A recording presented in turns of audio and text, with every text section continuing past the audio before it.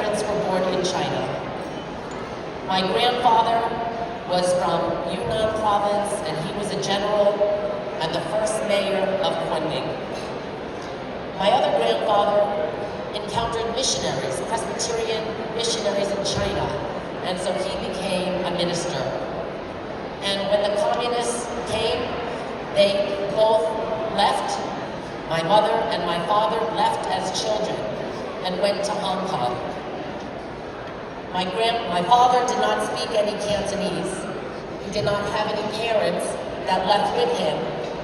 His family was wealthy, gave him some money and other goodies that was stolen by the families and the friends that were supposed to take care of him. My mother, only child of Presbyterian minister, grew up very poor. They moved around a lot. She had a lot of health issues. She had depression most of her life. After Hong Kong, they immigrated to Canada. My father was going to the University of Saskatchewan. My grandfather was a minister in Toronto. And my father and his college buddies wanted to find nice girls. So they would go to church picnics. And that's how my father and mother met. However, my father was quite a bit older than my mother. She was only 16 at the time. My dad was already in college, so they remained pen pals for many years. Then my grandfather moved churches to New York City, and after my mother graduated from City College of New York, she sent a now or never letter to my father. And my father, being the smart man, he said, "I've been waiting for you." And he came back to New York. At this time, he was going to Glasgow University. And so they got married. My mother joined him in Scotland, and I was conceived in Scotland. That's how I have the name Fiona, Ma. Coming back, I lived with my grandparents for the first 4 years in Chinatown, while my parents worked in Yonkers, New York. My dad worked for General Foods. My mother was a substitute teacher. And then after 4 years, they saved enough money to buy our first home in Great Neck, Long Island. And I know Mr. Sun is here from Great Neck. Back then, everyone was Jewish. I was the only Asian, only Chinese in my school. There were 6 of us that were minorities.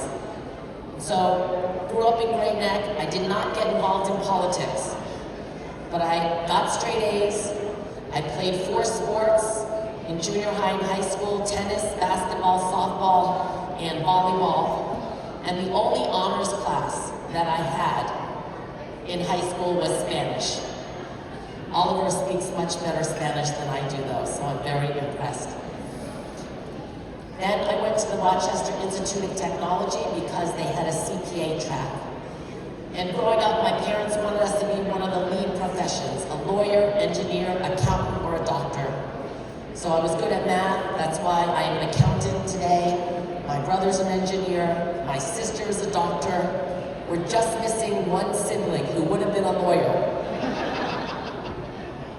So went to the Rochester Institute of Technology, graduated, got an offer in New York City at Ernst & Young, Ernst & Whinney, Ernst & Young, one of the big 8 accounting firms.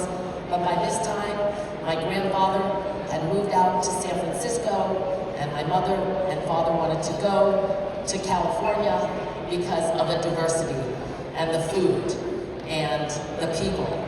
And so we all moved to California, San Francisco, and I started with one of the big 8 accounting firms. Stayed for 5 years, and then quit because there were no people of color or women in leadership at the time. And I started my own practice at the age of 28 years old. And I got recruited to be the president of the Asian Business Association. And that was the first time I got involved in politics. I had to go represent women and minority small businesses for contracting opportunities at the federal, state, and local levels. And I kind of looked around and I said, why aren't there more women in politics, in elected office? Why are there not more Asians elected? And then I started to figure out that elected officials, they get to make the decisions, where the money goes, what laws get signed, who gets appointed. And I said, that's not right. Why aren't there more people like me? And so I started getting more and more interested. I started the West Side Chinese Democratic Club. I did a lot of pro bono taxes for candidates that were running. I volunteered on a lot of campaigns. I tried to learn as much as I could. But my parents, my father, did not want me to go into politics. So he said, why don't you go get your MBA? Maybe you'll come back to your senses. So I went to Pepperdine University, got my executive MBA, and my father said, okay, what do you think?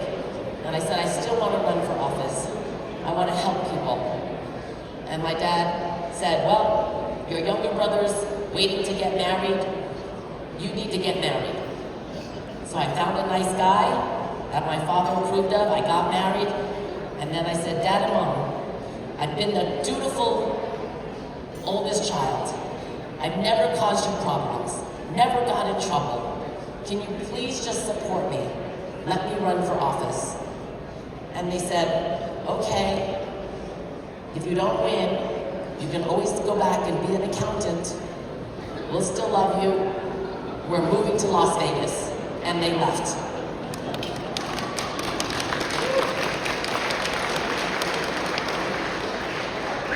And so it took 7.5 years of me trying to understand how the political system worked in California.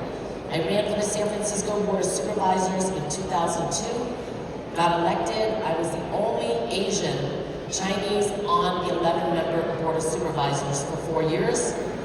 Worst job of my life, worst job. It was like the game show Survivor. Then I got elected to the State Assembly, where I served as Majority Whip and Speaker Pro Tem. I absolutely loved serving in the legislature, passing laws.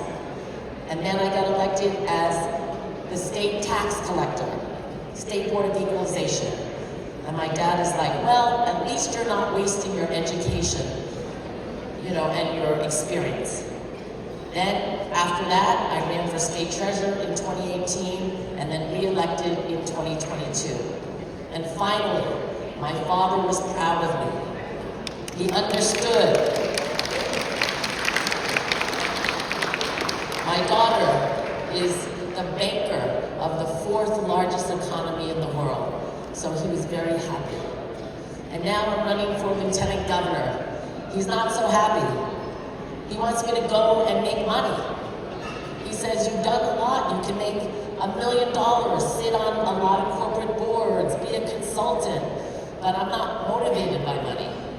And so I said, Dad, sorry, I'm gonna run for lieutenant governor. And it's getting harder and harder to be in politics these days, as many of us know. I'm getting attacked all the time. And now I'm getting attacked for being too Chinese, for being too close to the Chinese government. I mean, how is this happening in this year, 2026? But then we see a lot of things that are not right. But thank God, the Supreme Court justices upheld our birthright citizenship.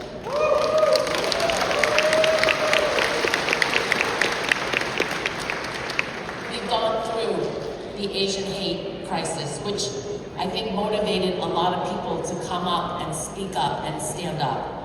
The Chinese Exclusion Act, how many years ago? And there are still people like us that cannot buy property in Texas, for example. We cannot go back. We have worked so hard to be here in this country, to break those barriers, to push ahead, to be the good Americans, to give back, to contribute, and yet we still face a lot of discrimination. And so I'm running for lieutenant governor not because I'm a glutton for punishment, but because I will open up the doors to the next generation, like the Oliver Ma's.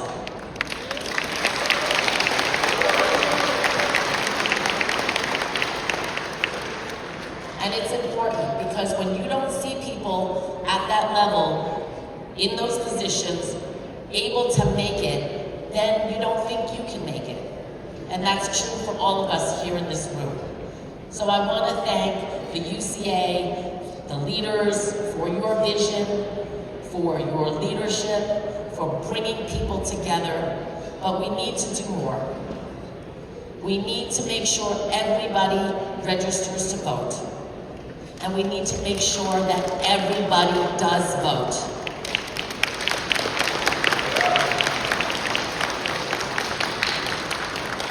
Because in the mainstream, Asians, we are not considered, high voters.